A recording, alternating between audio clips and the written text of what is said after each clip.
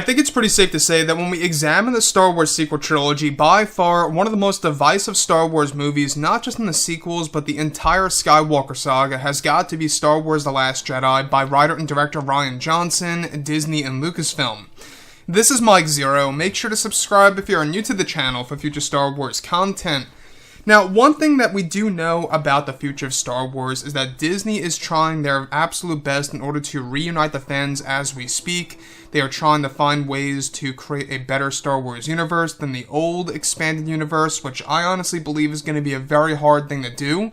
Now, granted, they are, yes, bringing back Star Wars Legends material, which is one good thing to look forward to, as long as they stay true to the core material of how it was back in the 90s and the early 2000s.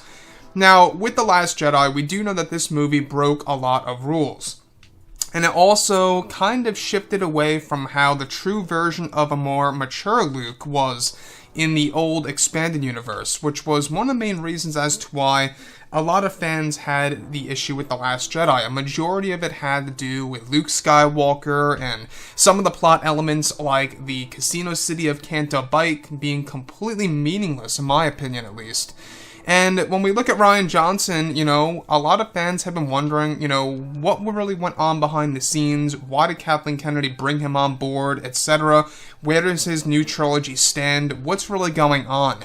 Now that both Disney and Lucasfilm are finished with The Rise of Skywalker, they are focused on their new Star Wars universe, as well as their new trilogy of films, to create a brand new mythology. However, they are coming up with several ways in order to reunite the fans around the world, to create a better future for Star Wars as we know it, where it's noted that Kathleen Kennedy will no longer have her creative control as head of Lucasfilm and will only handle the business end of things as of right now until 2021.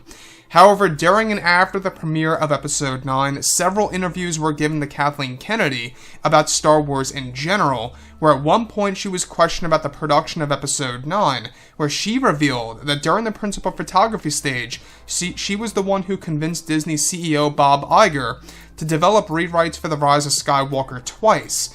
Kennedy states that they did this in both 2018 and 2019, and that she was the one directly responsible for delaying the film from May of 2019 to December of 2019. Now, it's explained that Kennedy reveals that they took some inspiration from Rian Johnson and implemented that inspiration into Star Wars Episode 9 in specific scenes, where Kennedy states that she loves Rian Johnson's work on The Last Jedi, and that she believes The Last Jedi is a masterpiece. When questioned about Rian Johnson's new trilogy and where that stands, Kennedy stated at one point in time that they don't know where his trilogy stands at the moment, and that they are trying to work their way around into figuring out what that will even be. When questioned more about The Last Jedi, Kennedy stated that she wanted to include a fresh filmmaker for a Star Wars movie, and that she wanted to introduce someone with far less experience at writing and developing and directing to give such a talented person as Rian Johnson the limelight that he deserved, and that Kennedy didn't want to hire just some experienced, known writer or director for The Last Jedi, as they were looking to doing something very different for Episode 8. So, the thing about The Last Jedi is that I think that was the main problem, is that they got a far less experienced writer or director for a Star Wars movie. Now, granted, Rian Johnson has made a handful of movies. Some of you out there may like Knives Out. Some of you out there may really enjoy Looper or Brick. But in my point of view, to make a Star Wars movie, you gotta be on a different level. You gotta be Spielberg level or somebody on that, tier of directing or writing. That's just how I see things when it comes to the Star Wars brand, because a lot of those writers and directors have handled, a lot of big franchises out there. So when you look at everything related to Star Wars, Rian Johnson and how his new trilogy, it seems like that it really is canceled, but they're not officially announcing it, and they're kind of just letting it kind of fade into the distance and just having fans forget about it. It seems like that is Disney's strategy, where they're not even going to really reveal what happened to his trilogy, and that's that.